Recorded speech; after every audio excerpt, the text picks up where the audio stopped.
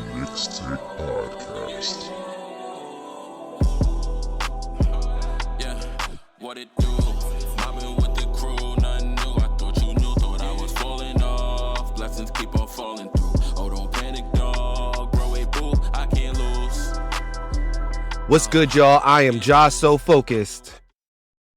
I'm French the Bro host, and we would like to welcome you to The Knicks Take pod. The Knicks Take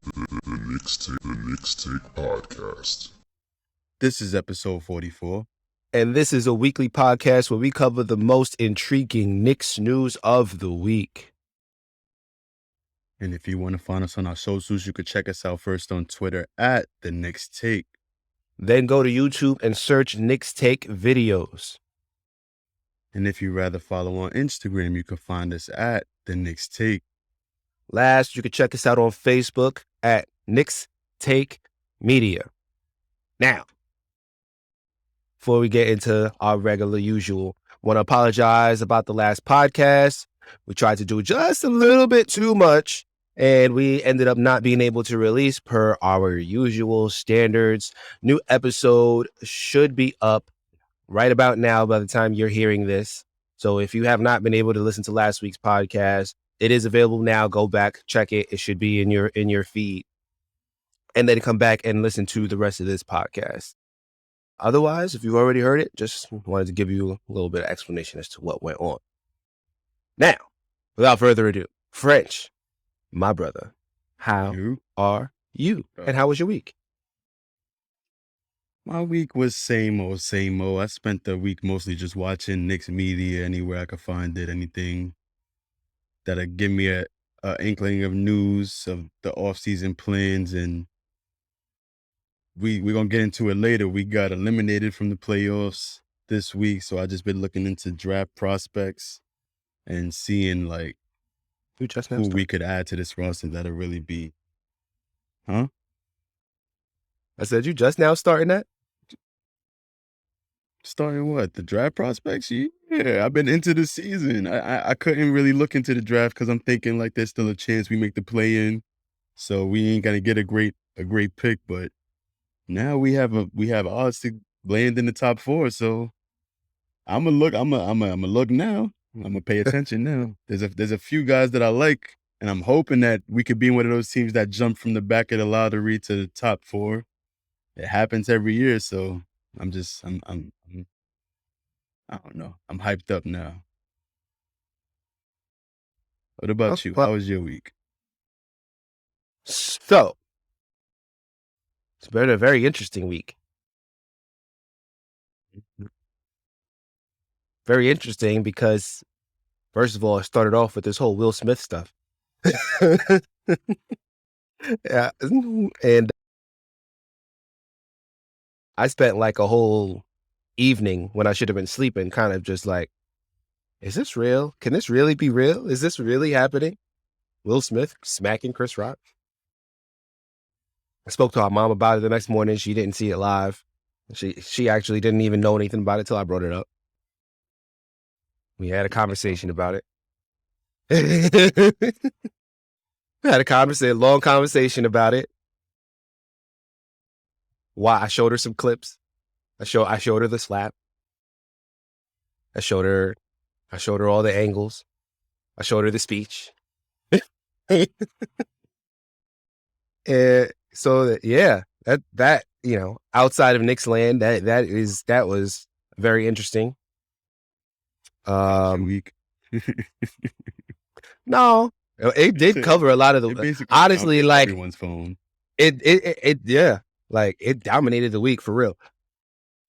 Outside of that, just regular trying to get back into the swing of things, back to work regular, trying to lose some of this COVID / being out of work, being unable to use my hand weight.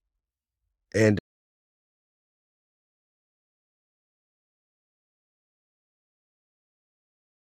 I had COVID. We addressed me having COVID however many podcasts ago. I put on weight since then. Oh, I'm thinking you talking about in this week you've been sick. No, I'm saying I've been trying to lose weight.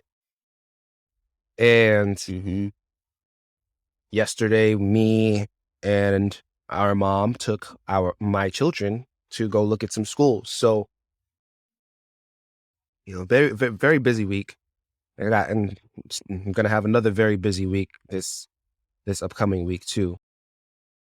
Otherwise, it's been good, outside of, things going on with the Knicks. As you said, we've been knocked out of playoff contention, which we'll talk about later. But pretty interesting week. So let's cover what we did last episode. Yep. Sorry. Yeah, on last episode, we covered the Knicks losing a nail biter in Brooklyn before going on to win against Portland and Washington Wizards. There were some things that you wanted to address last episode that you didn't get to. Yeah. Last episode, I kind of wanted to talk about this meme I showed you saying RJ was number 2 in points scored since the All-Star game. And you were like, according to who? And I looked it up. And the numbers that they posted were right. Obviously, the numbers had changed. And that's the thing, though, with those things, like, after one game, that's no longer, like, as soon as 2 other teams play, like, yeah, you probably were number 2. He probably was number 2 when that meme was made.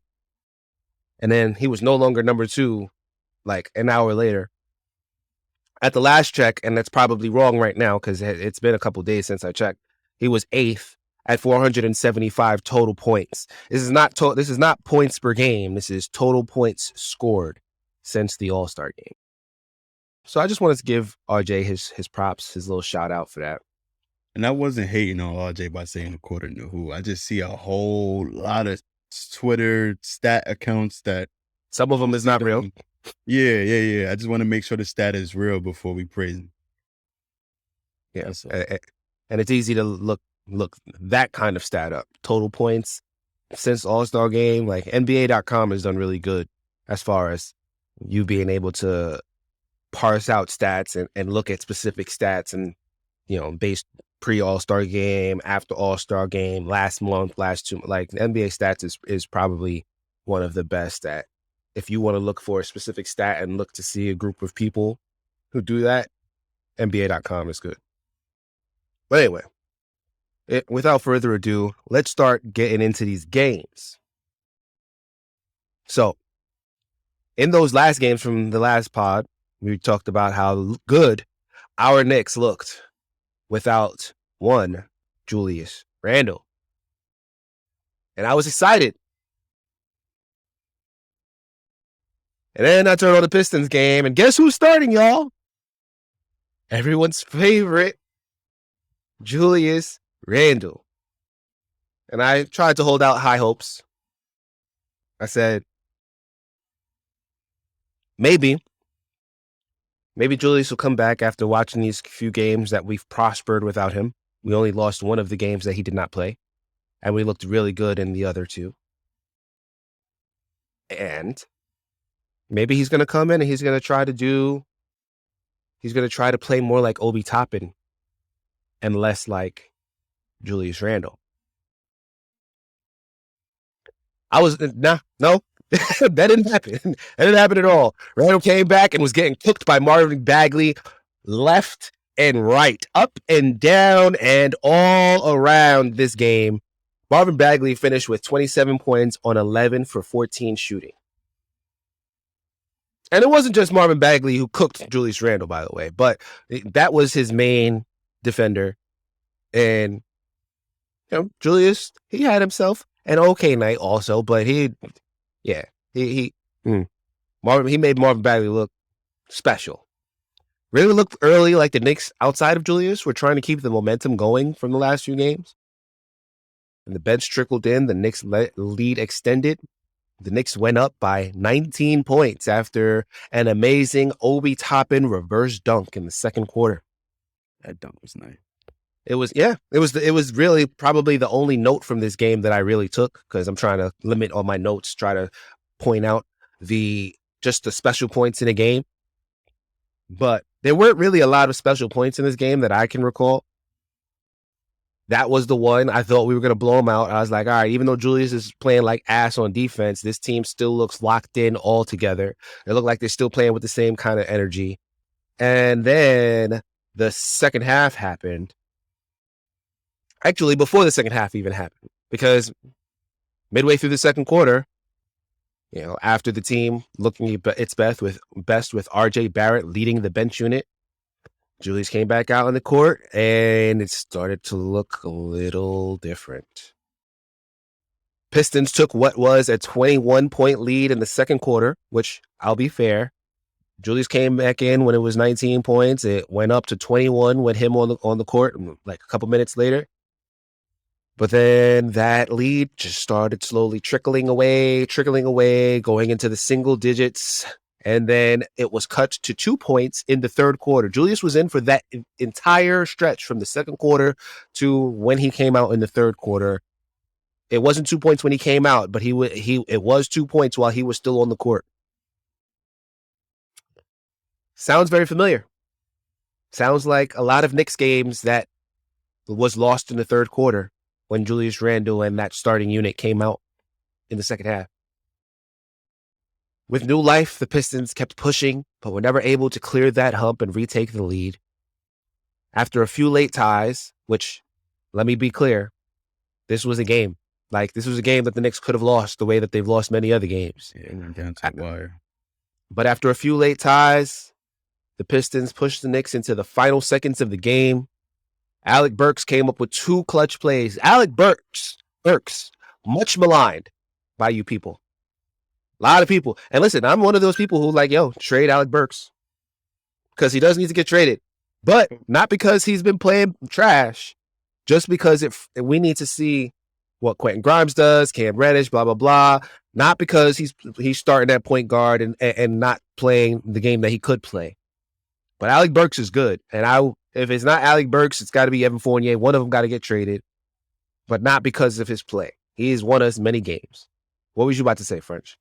I was going to say, I don't think people really hate Alec Burks, the player. It's just Alec Burks at point guard that people are just tired of seeing. And if we just, I don't know. I guess he does have to get traded as a result of this because we just have too many players at that wing position anyway. So him being off the team is going to open up a spot for Cam next year. I don't necessarily want him gone, just like I don't necessarily want Evan Fournier gone. But one of them does need to go. I've tried to figure out how we can keep both of them. But I genuinely believe this team will operate so much better when they're both on the bench. And if they're both on the bench, we're still not going to see the best version of this team because we have too many young players. So it's either one of them needs to get traded or we need to trade one of our young pieces for a star or a much better version of what we have in those young players. Because there's no way that you're going to tell me that Evan Fournier, Alec Burks, Quentin Grimes, Deuce McBride, Emmanuel Quickly, Obi Toppin, Cam Reddish, you're not going to tell me all of those guys are going to play under this coach. Derrick Rose, right? Plus whoever we draft.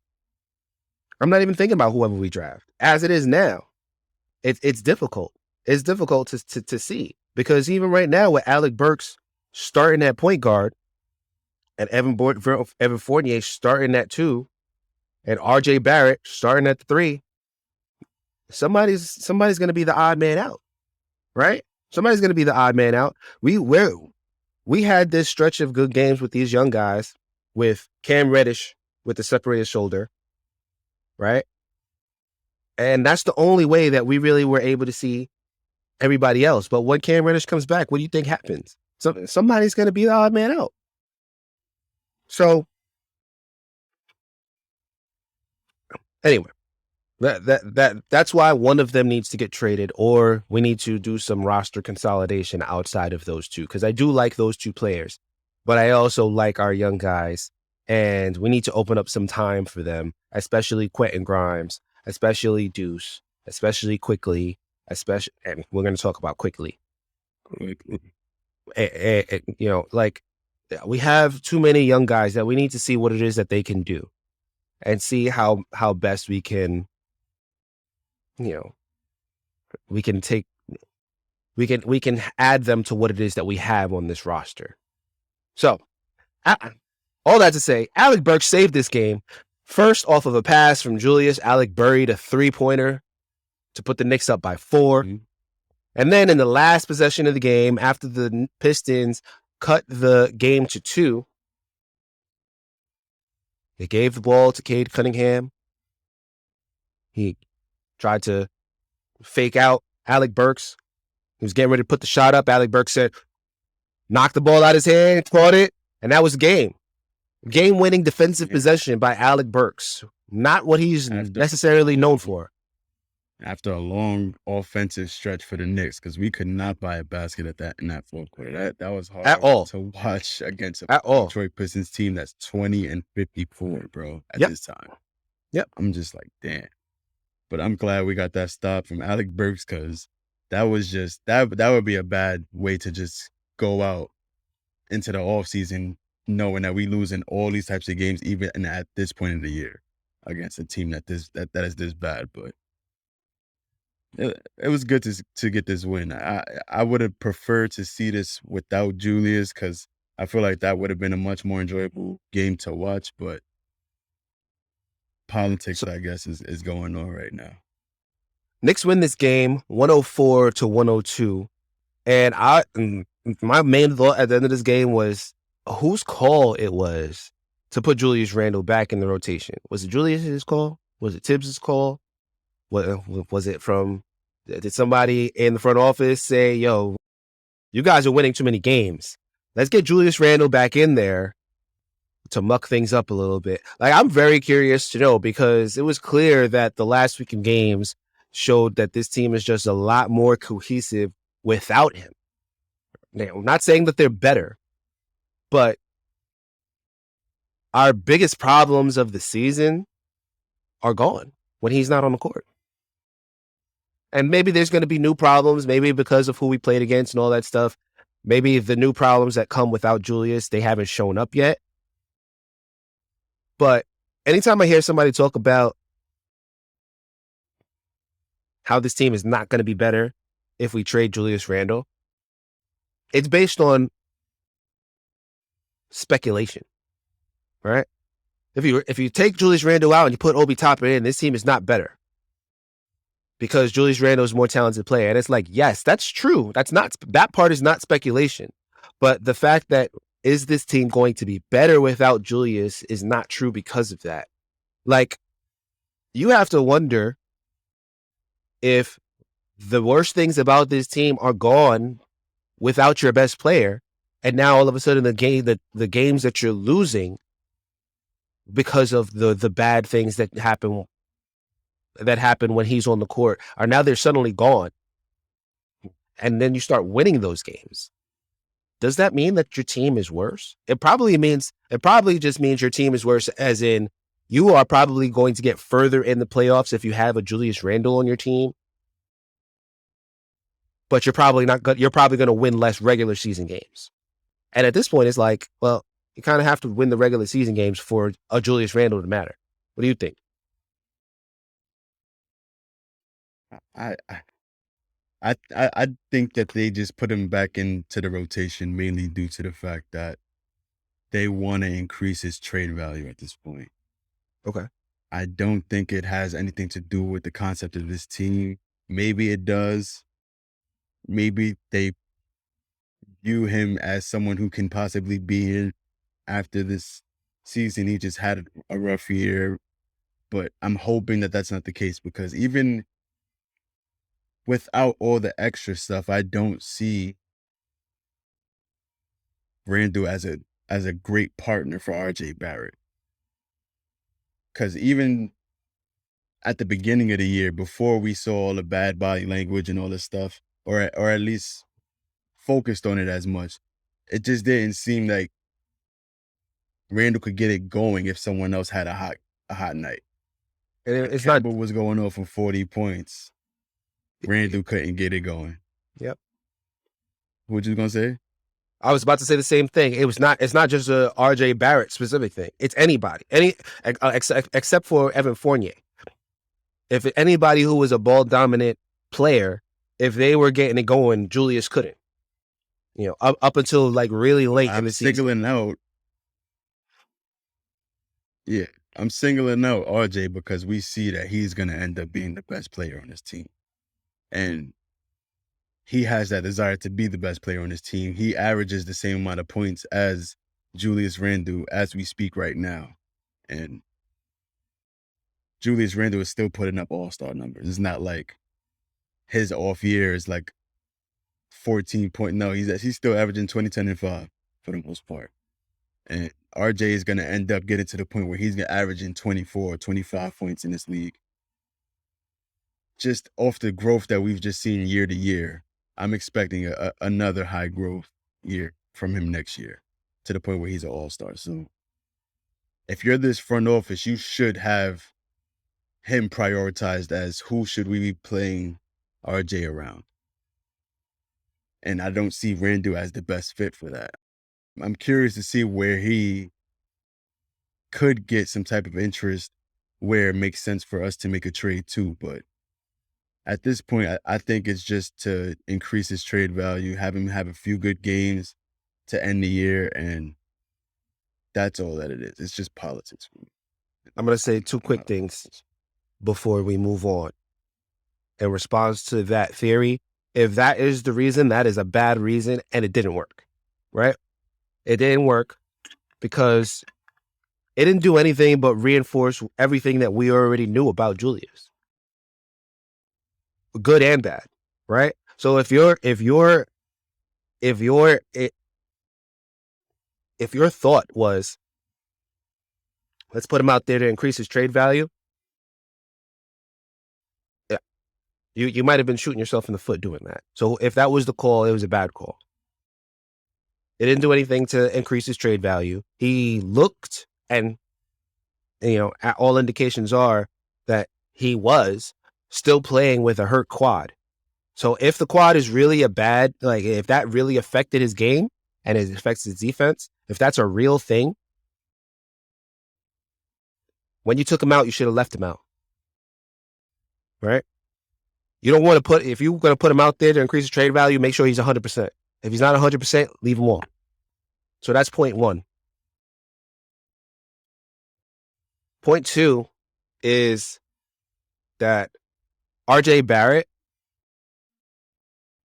he's not the double threat that Julius Randle is.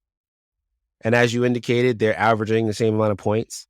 And I've been noticing, like, in these last few games when they've played together, like, their field goal attempts and their points have been very similar. Like, and even in this game, RJ Barrett finished with 21 points on 7 for 18 shooting. 1 for 5 from 3. Julius Randle, 20 points, 7 for 18 shooting, 2 for 5 from 3. They both got to the line 7-8 times, right? Julius had 7 boards, RJ had 9. Julius had 5 assists, RJ had 1. Both had 2 turnovers. So their stat lines are similar, but when you watch the game, you could see, like, even though they're both left-handed, ball-dominant, players on the wing, you have to see the difference in what this team looks like offensively when RJ Barrett is leading the team as opposed to Julius Randle. It's not just the leadership off the court. It's not just the things that he says off the court. It's not just his better decision making. It's not just like all the off the court stuff. We talked about it before, where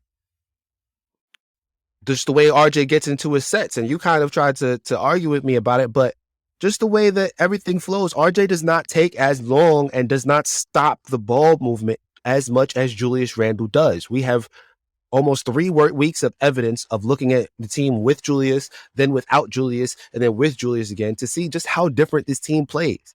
RJ Barrett is on the court at all time during these games, and you just take one piece out of the ingredients to see how much different it is.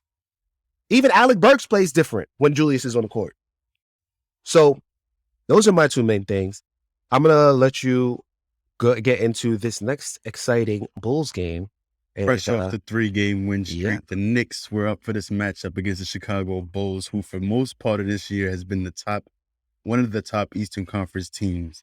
The Bulls were mostly just ahead in the whole first half against the Knicks due to a hot DeMar DeRozan, and after that it was just over. RJ Barrett and Alec Burks just caught fire, led this team in the first half,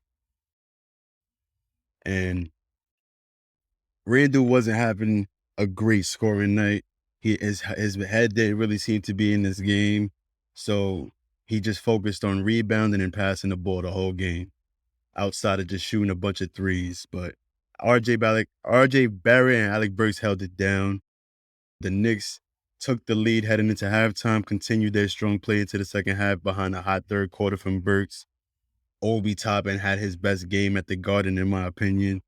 Finished with 17 points. He was attacking the driving lanes all night long like he normally does, exploiting every matchup, including Zach LaVine in the crunch time position in the fourth quarter with 7 minutes to go. Put Zach LaVine in the post movement, got an and one, if you remember. The Bulls fought the whole way, though. DeRozan in that fourth quarter just lost his mind.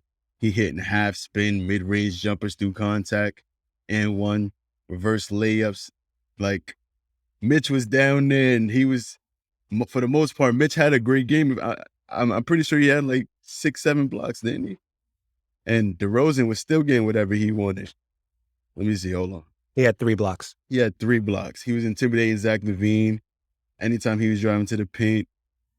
But DeRozan was just getting everywhere he wanted. And I just mentioned Zach LaVine. He casually poured in 27 points, but it didn't really feel like he had much of an impact in this game outside of scoring. If you remember, I was just mostly concerned about DeRozan on offense, and I mean on defense. And while we were on offense, we were mostly just targeting Zach LaVine. Who had that Zach LaVine matchup, they was exploiting that. Mm-hmm. That's the most part I remember about Zach LaVine. I look back down his stat sheet, I'm like, yeah, 27. I don't even remember. But the Knicks won this game, 4-game win streak. The final score was 109-104. Julius Randle received criticism after the game for putting up a careless 1-for-9 performance. Stormed off the court after the game ended. Bounced the ball up all high like we lost or something, and he received a bunch of criticism after the game after that. And then I feel like that was the breaking point for most Knicks fans. They were just ready to see him going. What was your takeaway? That was not the breaking point for most Knicks fans. Well, for most Knicks fans who held out for him until that point. Let me put it that way. There was a few people there was a lot of people I saw saying like, yo, I've been giving him the benefit of the doubt. This is just too much. I can't take it. He got to go. I don't know who you are referring to. I'm sure that a couple of people saw that and were like, oh yeah, I'm completely off Julius. I'm sure that's true. But if you were on the Julius Randle bandwagon up until this game, more than likely you still are. Because we have had, this ain't new. This ain't unexpected. This ain't, oh, I can't believe he did that. I can't believe, this is season long. This is season long BS, right? Are we surprised? Are any of us surprised at this point? I said in the last pod, I said, yo, even Ash is like, Julius Randle defender. Yeah. Even she is questioning. Yeah. So that was before this game. So like, if you were still on it, like, oh, I can't believe. Yeah, where have you been all season? For those of you who have switched up, I was kind of surprised. I'm thinking he coming back. We in the middle of a win streak. There's no way he could be upset. Like he's gonna just try to fit in with this unit. He don't want to disrupt this. He don't want to be the reason that they end the losing streak. End the winning streak. He wanted to be a part of that. I was surprised to see him still running around acting like we doing him something wrong. Clutching my pearls. I was shocked. I couldn't believe he was still acting like that. Middle of a 4-game win streak. Come on. Our playoff hopes were still alive. Shocked? You were shocked? I was. I thought he would try to behave after. You were shocked and appalled. You were, he's acting like this after a win? That was you? That was you? You know what I was? I was like, sounds about right. Because I've been off him. I told you that. I was off him long before you were. And you were like, nah. And then all of a sudden, guess who comes along to my side of things? And listen, maybe it's because I'm a type of person who, like, if I happen to fall off my original viewpoint on a person, it's because I believe people deserve a second chance. But if I gave you a second chance and then you go back to showing what my original view of you is, I'm that's it. Like my first viewpoint on a person is hardly ever wrong. And if you make me go back to my original viewpoint, you're going to have to work a lot harder for me to get off that. So, you know, that's what it is, right? I'm sitting here while I'm recording to you. I have a picture of my father right here. And I told you in this podcast before that the fact that this was my father's favorite player, our father's, my and your favorite fathers, our father's favorite player. And then to see him just completely spit in the face of last season, which was a bringing together point as Knicks fans for all of us as a family.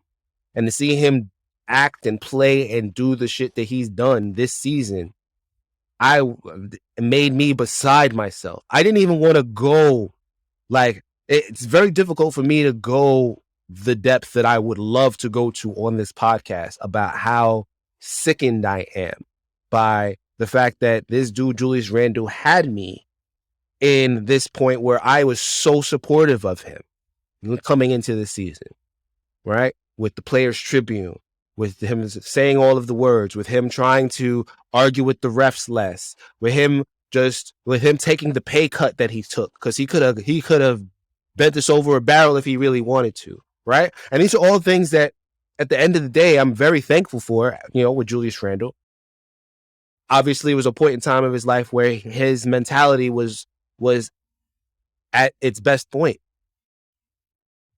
But if that's not you, that's not you, right?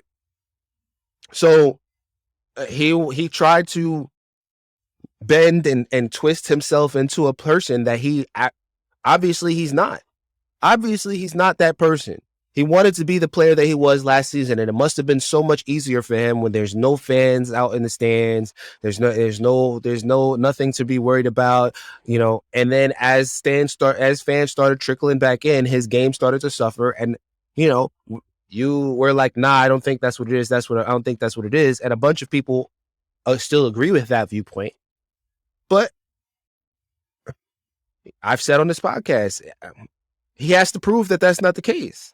But I ain't gonna lie, he basically admitted that was the case.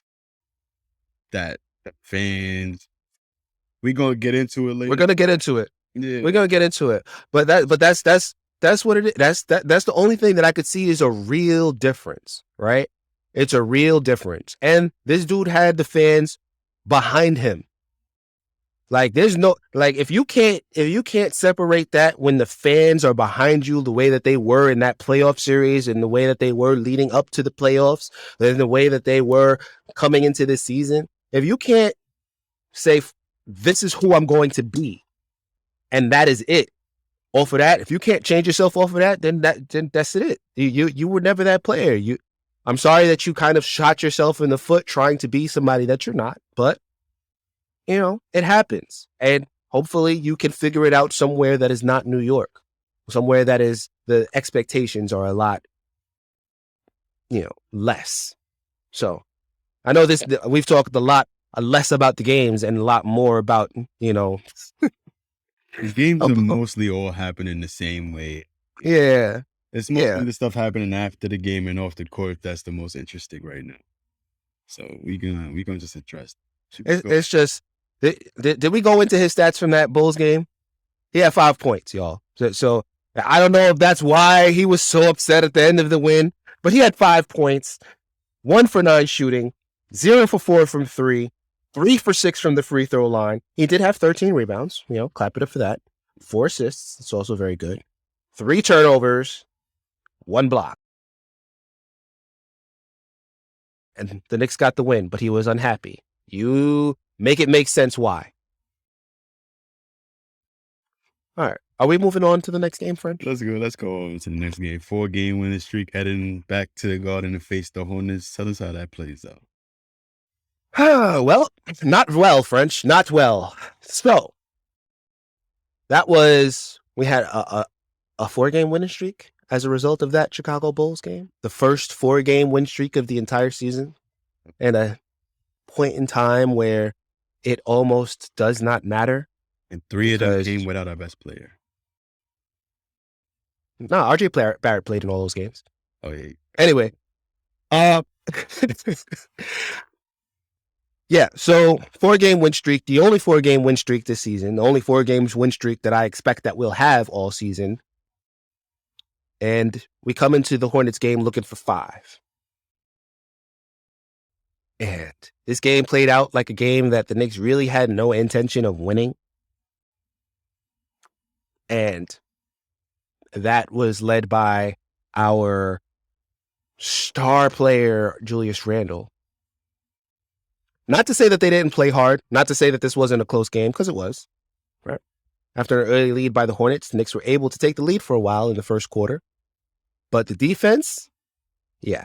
You know how, like, when we were playing very well, the defense was always on point, and like guys were running and getting and being where they were supposed to be, and that was not this game. This was how the Knicks have looked pretty much for a lot of the season, right?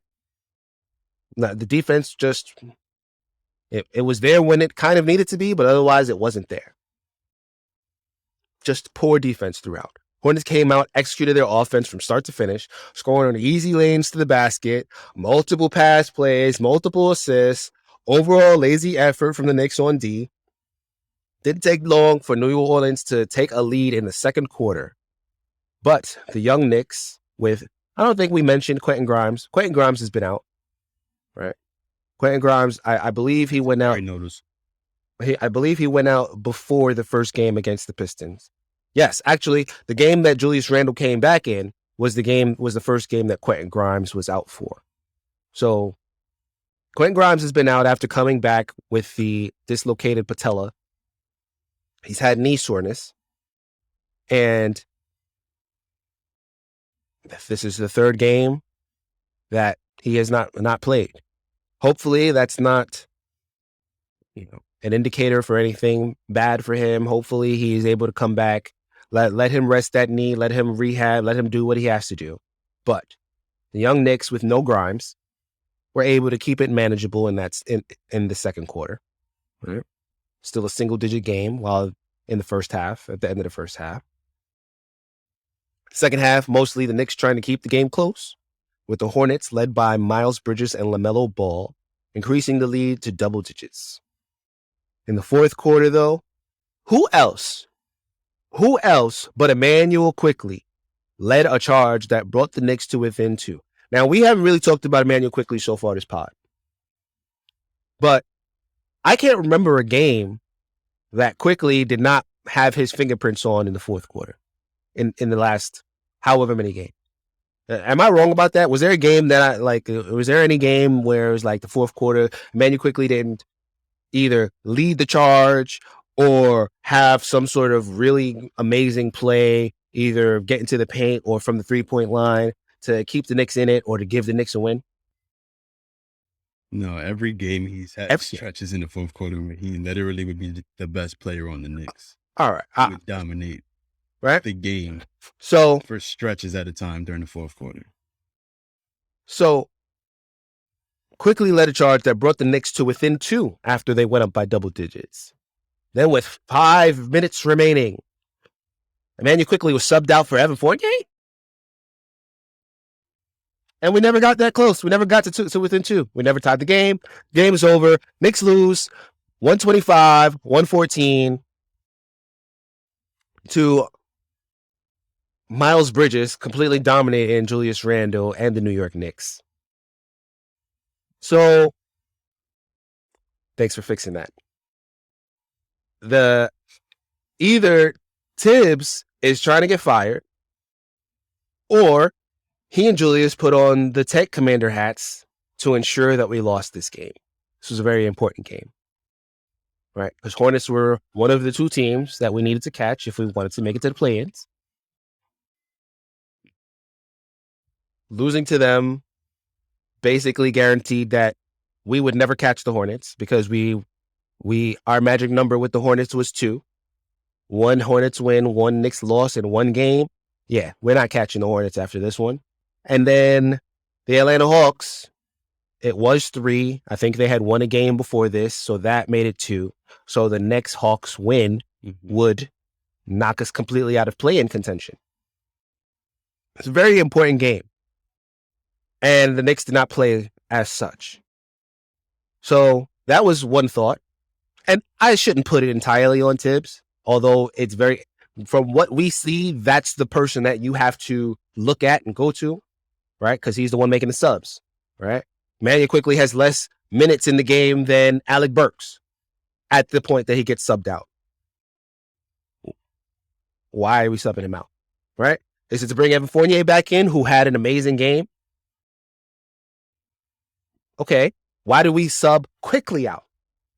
Quickly is the driver. Quickly has been the driver. Quickly won us that Miami game that made us be like, hold up, wait a minute, we might have found something here. He's been doing it this entire time.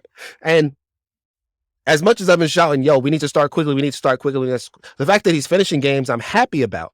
But you're still not giving him the minutes that, you're not Derrick Rosing Emmanuel Quickly, right? Remember, Derrick Rose used to get the bulk of the minutes while Elfrid Payton used to start and would not get the bulk of the minutes. We're not doing that, right? Even though Derrick Rose, out of all the players on this team who have been important to us, he probably should not be getting the bulk of minutes. He needs to be getting half or less, right? Quickly doesn't suffer from that problem. Quickly is young. We can put him out there for damn near 48 minutes if we need to. He's not the one who needs a breather. Alec Burks needs a breather, if anything, right? And Alec Burks was the guy that you should have subbed out. Alec Burks is the guy who played like trash in this game. And I didn't understand that. And the only thing that makes sense to me was we were trying to lose this game. That's the only thing that makes sense to me. What about you, French, before I move on to the next point? It didn't make sense. Quickly has been on a stretch of playing so well. He's been getting 30 plus minutes every other game. This game, he only gets 23. Miles McBride only gets 9 minutes. Obi gets 12. It was just, I didn't understand. I understand Evan Fournier's having a great game. I understand, what I don't understand is just why things can't just be steady and stable with the rotations. I don't care about Quickly's having a great stretch. Why can't he just continue? But I want it to be stable in the sense where if you're having a great game, you stay in the game. But if you have several great games in a row, you get an increased role in rotation. That's what he's been preaching all year, right? But Obi Toppin getting 12 minutes after the stretch that he's been on, Quickly getting only 23 after the stretch he's been on. Deuce, 9 minutes because he missed 2 shots. It's just, I don't understand. I feel like Charlotte was an up-tempo type of team that you need young players in to match the energy. You don't need these old vets playing 40 minutes like Alec Burks. He can't keep up with Miles Bridges. Julius Randle has not shown the inkling of showing any type of energy for more than 2 quarters all year.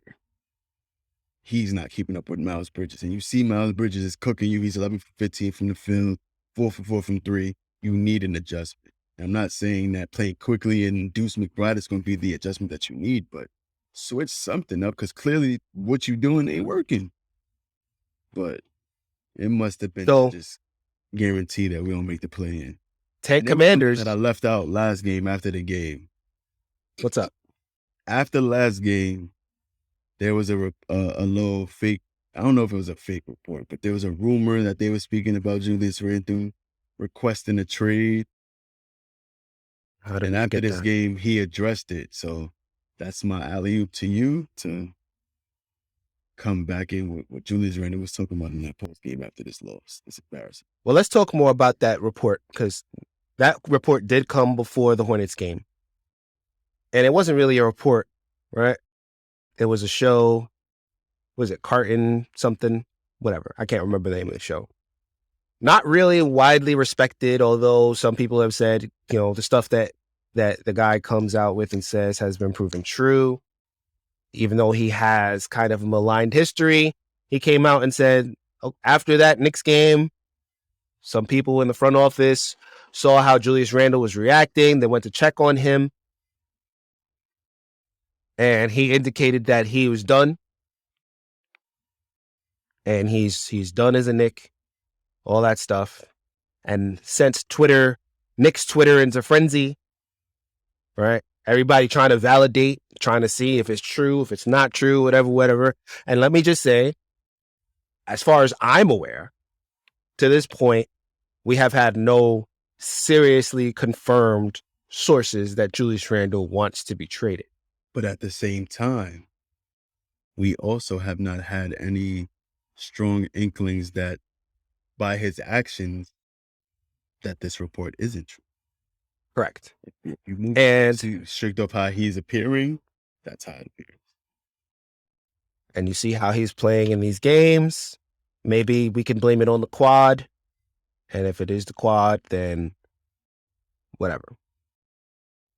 I just want to, before I get into this post game, I just wanted to say, I think we need to go with my tank commander theory, because I took a look at the stats.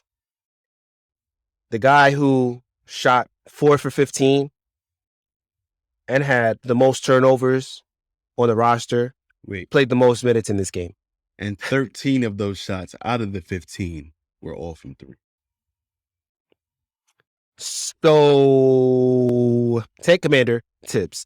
Anyway, maybe he got a direction from the front office, maybe not. But I don't think that they were trying to win this game. They watching March Madness. They see what's going on. So, after the game, we had two post-game interviews. One of them was Julius Randle. And he was directly asked about this report, that he wants to leave, that he has to be traded. Even Mark Berman had articles saying that his actions seem to indicate that he is trying to leave the James Harden way, which is, I'm going to say I don't want to be traded, but every indication on and off the court will tell you that you need to get me up out of here, and that will cost you games if you keep me here. To which he said, no, it's not true at all. I want to be here. I love New York. I understand what it is. I understand that it's tough to be here. I understand that it's tough to play here.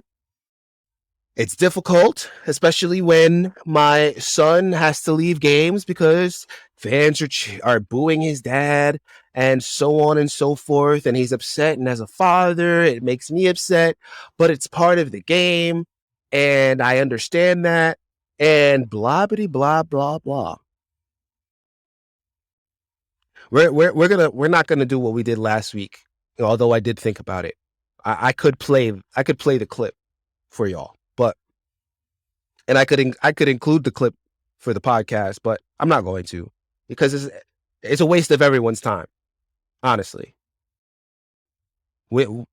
Unless he was gonna say in the interview, which we knew he wasn't, that he wants to be traded, I really don't care about what he has to say. I understand as a father how that must feel, right? To see your kid upset.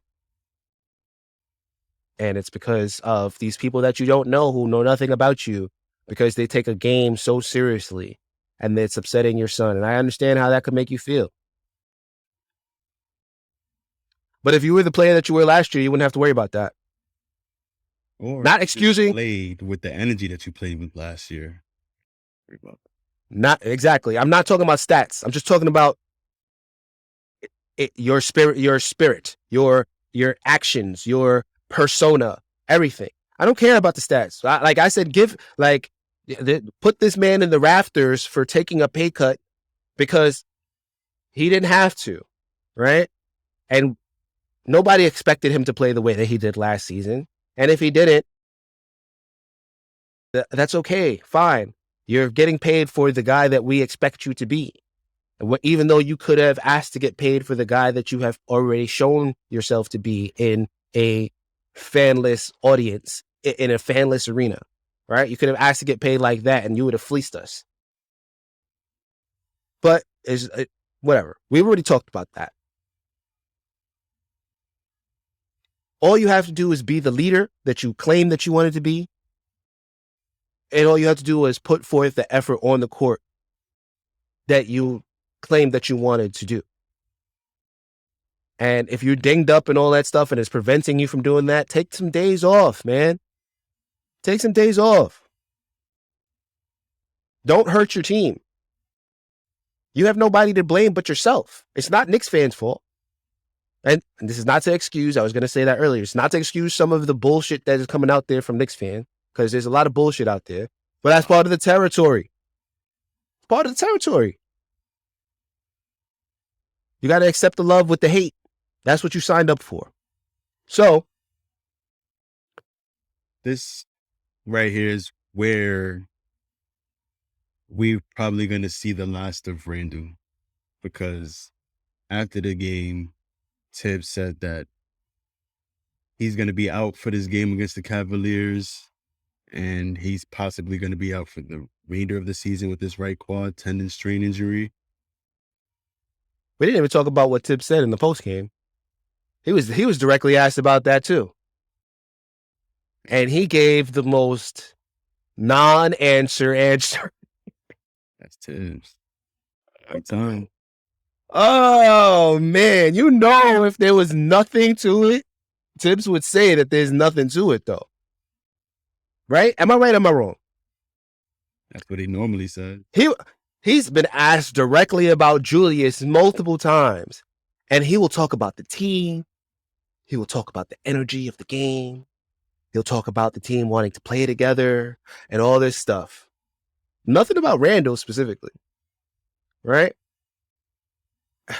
It's just interesting. If there's nothing to it, if there's absolutely nothing to it, and I'm still not sure if there is, but if there's absolutely nothing to it, I'm pretty sure Tibbs would say something that would, I don't know, give us a bit of clarity. But there's no clarity there. So, also, before we get into the Cavs game, I don't know if you saw it, but there was something out there where they posted a picture, the Knicks did, posted a picture of Obi and RJ and called them the future. You saw that? It was. Also lends credence to maybe they are trying to get Julius Randle up. All right, let's get to that Cavs game. That's all I be wanting to see. Just give me a little inclination of what the offseason plans are, and I'm all over it. But to get to this Cavaliers game, Randle wasn't the only Knick that was going to be out for this game. There's no Deuce McBride and no Quentin Grimes. Both were out with minor knee injuries, and the Knicks were officially eliminated from playoff contention the day before because the Atlanta Hawks beat. They beat. Doesn't matter. And doesn't matter. By 40 points. We out. We got eliminated. And the first game we play, guess who's starting at point guard? You guessed it. Alec Burks is still starting at point guard, even though the Knicks are eliminated from postseason contention. And from the beginning of this game, the Knicks just appeared to be a step slow, possibly due to the fact that it was an early start at 1 p.m. RJ, even though he was attacking the driving lanes well within the offense, within plays, he got a lot of open looks, but he did miss a lot of layups. Never really could get his rhythm going. Obi Toppin was the most consistent Knick, the most aggressive Knick on the floor, showed off some impressive handles, demonstrated throughout both halves that he's ready to be a consistent starter. Needs to tighten up on defense, and then I feel like he's got that position shored up next season. Cleveland pretty much had control of the game, though. Each quarter, we just didn't match the talent on their team. Darius Garland was wilding them up the whole game. Moving fast, hitting floaters, knocking down threes. They were just too overpowered for us. Moses Brown came in, had 16 points, 13 rebounds against Mitch, who only had 2 rebounds, 7 points. Larry Markkinen almost had a double-double down there too. Obi finished the game with the team high and his career high, 20 points and 4 assists. Really encouraging play alongside Emmanuel Quickly, who had a near triple-double with 17.7 rebounds, 7 assists. The Knicks lose this game, though, 119-101 behind the masterclass from Darius Garland, who put up 24 and 13. But I don't know. I don't know if you paid attention when Arcidiacono came into the game, but I liked the minutes that I saw from him. He was the only one that seemed to put up,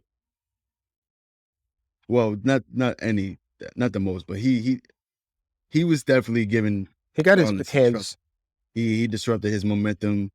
Yeah, he was getting his hands dirty. He was playing some pesky, annoying defense that we mostly see from McBride and Grimes, but just not on the same level. Fournier played well. The team looked like they were saving energy for this game that's coming up next, which we're not going to be able to cover because it's happening like right now. But it looked like they were saving energy last night. What about you? What was your takeaways from this game? It was such a nothing game for me. I tried to remain interested in this game. But when you're playing Alec Burks and Evan Fournier and Taj Gibson and Ryan Arcidiacono, half of the minutes. Sure, don't do that to Archie. I don't care. And he did play. Let me just say, I do like his energy. I do like the way that he played. I do like, I like the minutes that he provided us out there. But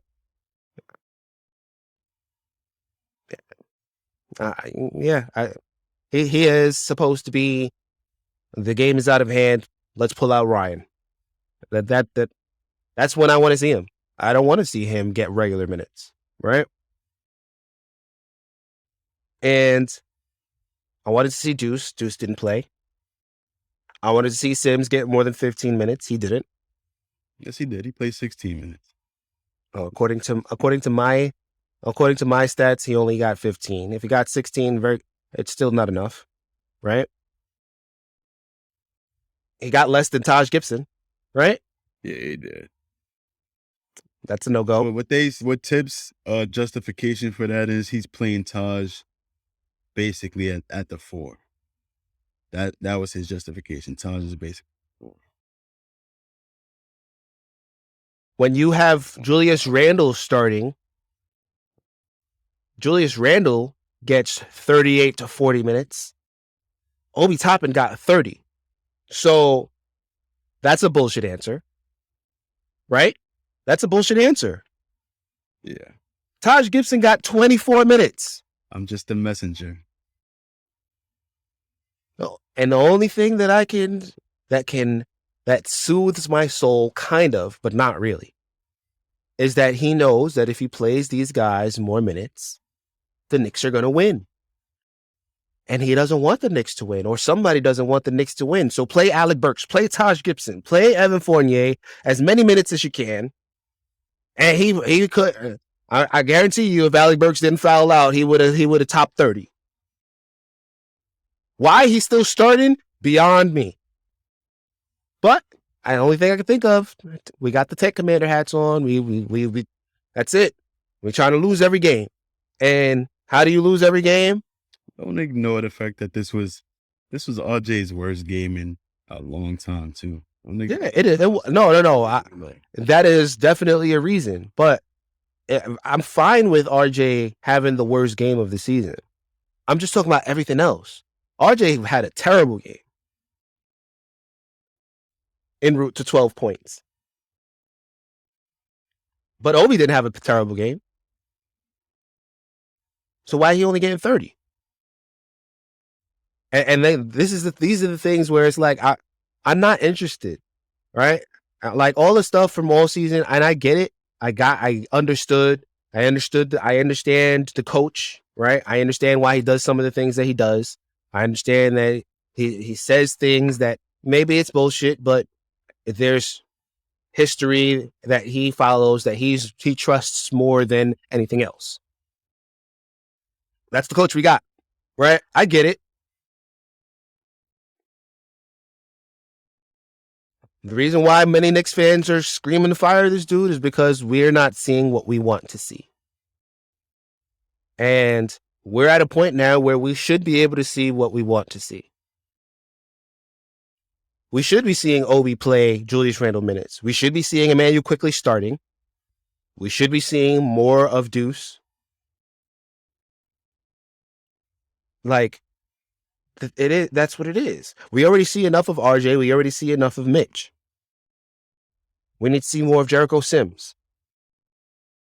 So the fact that we didn't get to see that against the Cavs after we've already been officially knocked out of playoff contention, the only thing that kind of keeps me from like rolling my eyes over and over and yelling at Thibodeau is the fact that I think that we're still in that we can get to 9, we can get to 8 as far as the probability odds for the lottery.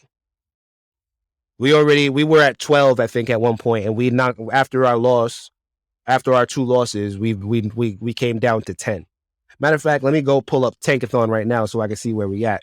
But I would rather be 8, 9, 10 than 11, 12. You feel me? 10. Like 10 right. Actually, I don't even want to be 10. But we were at 12. 12, your percentage of getting the top 4 is 7.1. At 10, you're at least in double digits with 11.7%. We're tied with Washington. I think that the Knicks think that they could get down to 8. And they still can, right? They can still battle it out with the Lakers for that 8th pick probability, which gets them to 26.3% chance at a top 4 pick. We don't need number 1. We just need top 4. That's what we need. Top 4, get us top 4. We in there like swimwear. I just did the sim lottery like 18 times. We stayed at 10 at least 16 of those times, and I just finally got in the top 3. I mean, the way that this joint works, it's random as hell, right? I did it one time when we were at 12. The first time I clicked it, we had the number 1 seed. We had the number 1 pick. And then when I did it the last time, I did it about 25 times that we never got higher than 12 in any of the times that I did it, right? At least when it was an 8, 9, 10, there was a lot more movement, I felt like, when I did the simulation. Whereas when you get underneath 10, that you're more likely not moving, or you might even move down.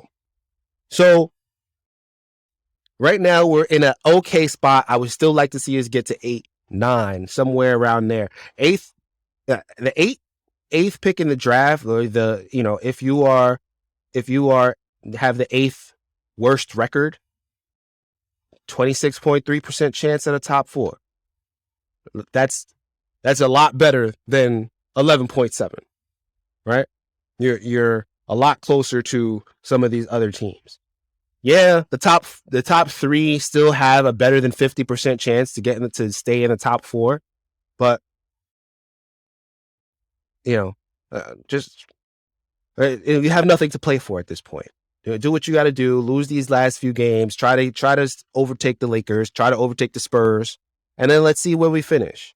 Actually, I think pick number 7, it has probably the most historical evidence of you will move up from that spot, but we're not getting to 7. So we got to do 8, 9, 10, not 11, 12, please. All right. Are we done with Cavs?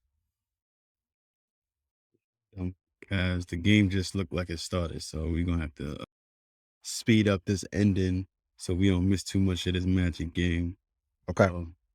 I don't know. The tank commander idea, I hope that's the case, because I ain't gonna lie, every prospect in the top 10 I like. So if we could guarantee getting in this top 10, hopefully the top 4, I just wanna see it happen. But I just want Ivy. Nah, I ain't gonna lie. There's a few players I like. I like Paolo No, Chero. There are. I feel like he's the best player in this draft. hands down. I think he's gonna be the best prospect to come out this draft if he could stay healthy. But Jabari Smith is nice, like bro. No, there's some players. Sharp. Yeah, there's some players here, but I really want Ivy. Room. I really want Ivy. I'm not saying that if we don't get Ivy, I'm not gonna be happy. There are other players that if we can't get Ivy, I'm definitely in on. But I'm Ivy hive until I know that we can't get a top 4 pick. A lot of people are out on Tata Washington. I still feel like he's gonna be. I'm kind of out on him coming into the NBA. I just feel like he had a injury. I'm kind of out on him He back too. from injury. He just didn't have the same step, but he gonna wake people up when he come back into the NBA, into the draft. Because I feel like he was doing a lot of good things I like. He's definitely the best point guard in the draft. We could agree on that, right? Yeah, Actually, but before I even say that, let me do more research because I haven't even seen too many point guards in this draft. I was just listening to other podcasts. There might be, I have to read or listen to it. There might be somebody else who actually is better as a point guard. From everything that I've heard, Ty is a lot like Quickly. There are certain things that Quickly doesn't do well that he does well and vice versa. But outside of that, they're kind of a similar player. And we don't need that. We don't need that on this team. We need a guy like Ivy who can get to the rim. Which is why it's like I really want Ivy.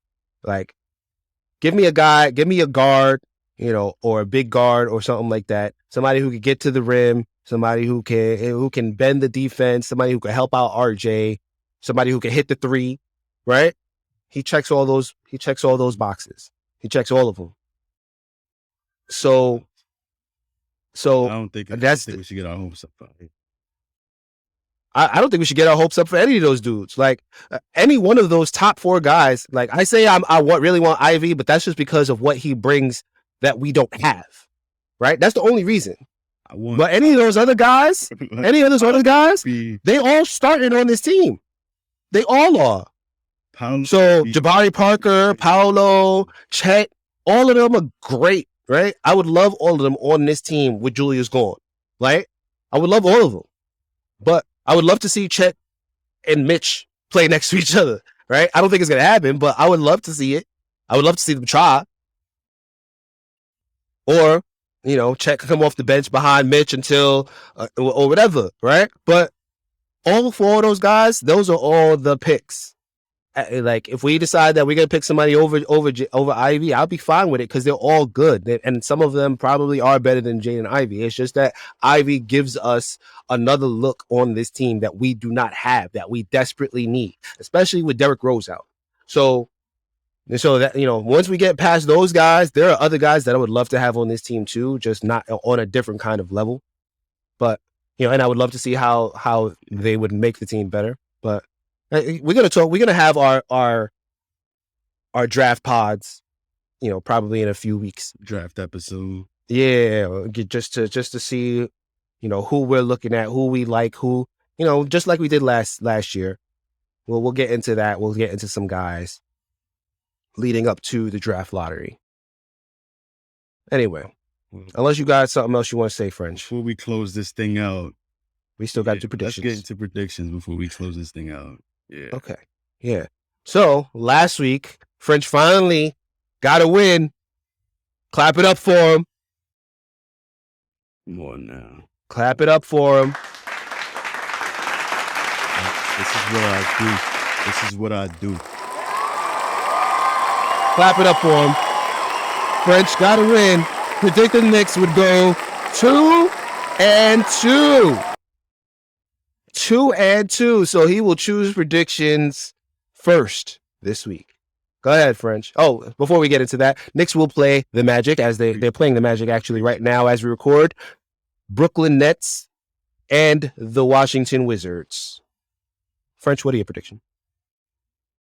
So, since I, won last week so convincingly, I feel like I should just go ahead and just give my prediction now quickly so everyone knows who to gamble on this week. My fingers are crossed. Please do not take my bets and then sue me if your shit don't fall through. But I'm going to go 2-1 this week. I think we're going to take this Magic game. We're going to fall to the Nets, and we're going to take that Wizards game. Book it. That was not quick at all. I predict that the Knicks will go 1-2. And yeah, I don't know who they're going to lose to. I have a sneaking suspicion that Tibbs, the Tank Commander, will rear his head again, probably against the Wizards, definitely against the Nets. I wouldn't even be surprised if they lost against the Magic, although I hope not. But 1-2 is my prediction. All right, French. Anything you want to plug, anything you want to recommend at the end of the show? I got a show that I'm actually watching right now. This is my first recommendation that I have not finished watching before I brought it to the show. I figured off the first 2 episodes of me watching so far, I can't go wrong with this one. I love this show already so far, so I'm already hooked. It's a 10-episode lighthearted storyline, and it's following a little mature kid, 4-year-old, who lives in his own apartment. It's a little anime series, I believe, if I'm not mistaken. It's one season on Netflix. A really fun watch so far. The name of the show is Kotaro Lives Alone. Look that up. You might feel like it's a kid's show, but it definitely kept me entertained. I watched this by myself. You can watch this with kids. It's definitely a lighthearted type of show that you can watch around kids. And they'll enjoy it, and you'll enjoy it probably more than they would. So I thoroughly enjoyed each of the first 2 episodes. I'm starting to watch episode 3 now, so that's my recommendation for y'all, to hold y'all off until maybe next week. Get some time to catch up. I give it to All right. back on your terms now. There we go. Yeah, I don't have anything for this week. And we need to start watching this game. So, once again, thank you guys for listening. We appreciate y'all. We love y'all. Make sure y'all hit that like, hit that subscribe. Make sure y'all comment if you have anything that you want to suggest, you want to tell us, you want to ask us. Go ahead and do that in the YouTube, or do that wherever it is that you listen to the podcast. Once again, thank you for listening to The Knicks Take Podcast. The Knicks Take Podcast. The Knicks Take Podcast. Peace. What it do? That intro music was Broadway Boo by Gotti B, formerly known as Bugatti Blade. You can find us on Twitter at The Knicks Take. You can also find us on Instagram, Facebook, and YouTube. Thank you for listening.